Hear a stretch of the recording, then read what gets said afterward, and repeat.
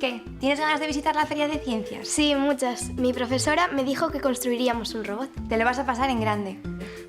No estoy muy segura, no parece fácil. No tendrás ningún problema. Los robots son muy sencillos. Solo tienes que decirles qué deben hacer, cuándo y cómo.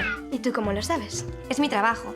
Como ingeniera en robótica, puedo construir robots o crear sistemas robotizados, que no son más que máquinas capaces de hacer cosas difíciles, imposibles o incluso peligrosas para nosotros, como los robots que enviamos a Marte. También hacen cosas repetitivas sin aburrirse, distraerse o cansarse. Así los robots nos ayudan en nuestro día a día. ¿Y yo podría construir un robot que me hiciese los deberes? Hay robots tan avanzados que son capaces de procesar la información como si tuviesen cerebro, pero un robot no puede pensar por ti. Es justo al revés, puedes jugar a ser la profesora. Dándole instrucciones a través de un simple programa informático, el robot caminará, evitará los obstáculos e incluso podría bailar y cantar. ¿Y qué clase de robots construyes?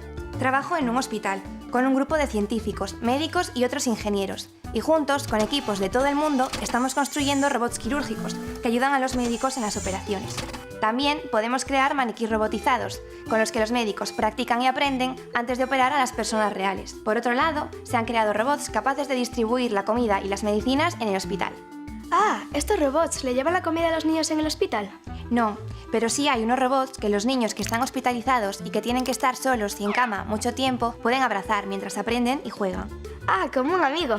¿Y sabías que hay un hotel en el que prácticamente solo trabajan robots? Las posibilidades son infinitas. Ah, sí. Pues yo de mayor quiero ser ingeniera en robótica, como tú, e irme de vacaciones al hotel de los robots.